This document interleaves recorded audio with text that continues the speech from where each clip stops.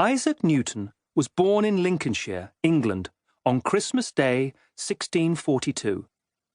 Because England used a different calendar then, his birthday is also given as January the 4th, 1643. He didn't seem to have a great future. At first, it didn't seem he had any future at all. He was born too early. He was weak and so tiny he could fit into a quart mug. No one thought the sickly baby would live, but he did. His father, also named Isaac, had died 3 months before his son's birth. He had been a well-off farmer, but he couldn't read or write, not even enough to sign his name. The English Civil War. Newton was born right at the beginning of the English Civil War. During his childhood, the King and Parliament were locked in a bloody struggle. In 1649, when Newton was 6, King Charles I was put on trial and beheaded. A strict government with no king took power. 11 years later, in 1660, the monarchy was restored under Charles II.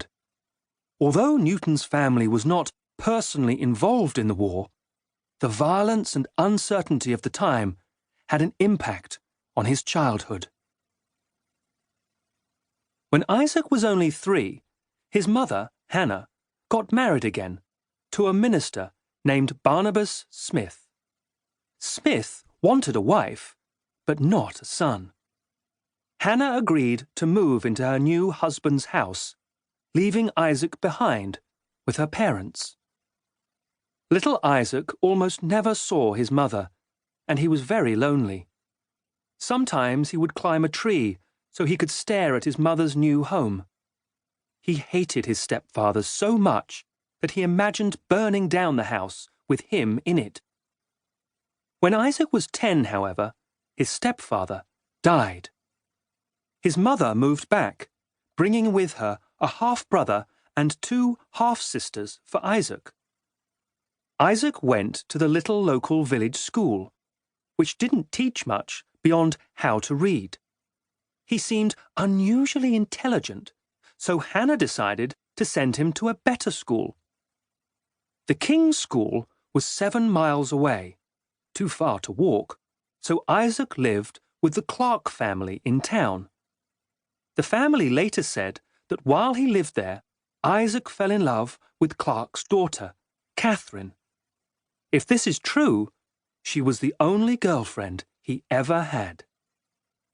Years later, Catherine remembered him as a sober, silent thinking lad who was never known to play with the boys at their silly amusements. In his spare time, he built doll furniture for Catherine. Clark was an apothecary. An apothecary is someone who makes medicine by combining herbs and chemicals. This involved careful work with weights and measures, as well as knowing what was special about different substances. Young Isaac was fascinated. By watching and perhaps helping Clark, he began to learn basic chemistry, how different things interact with each other. He even created his own potions, such as a medicine made up of turpentine, rosewater, beeswax, olive oil, a kind of wine called sack, and red sandalwood.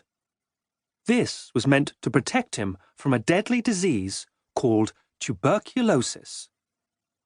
Isaac was also fascinated by ways to keep track of time. The clocks of the day weren't very accurate, and he thought he could do a better job. He charted the movement of shadows, from sunrise to sunset. Then he hammered pegs into the wall to create a sundial. When people wanted to know the real time, they'd check Isaac's dial. For telling time indoors, he designed a clock with a wooden dial turned by the steady dripping of water. He also built a tiny windmill with a mouse to run it. Unfortunately, the subjects taught at school didn't interest him. He didn't study, and he was at the bottom of his class. One day, a boy who was a good student kicked him in the stomach. Isaac immediately challenged him to a fight, which, to everyone's surprise, he won. Isaac was very good at holding a grudge. Just winning the fight wasn't enough for him. He wanted to beat his enemy in school as well, so he finally began to study. Soon, he rose to the top of the class. The main subjects at school were Latin and Greek.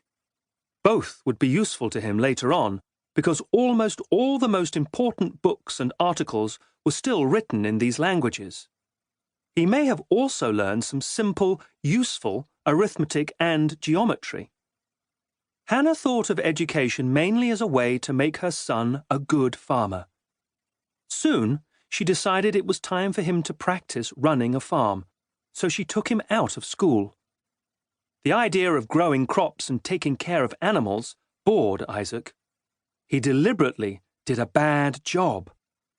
When he was supposed to be working, he sat under a hedge, reading or building things.